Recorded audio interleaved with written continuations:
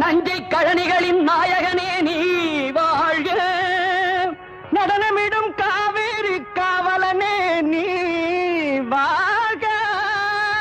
தஞ்சமென வருவோர்க்கு தஞ்சம் வழங்குகின்ற தஞ்சை பெருவுடைய தலைவனே நீ வாழ்க.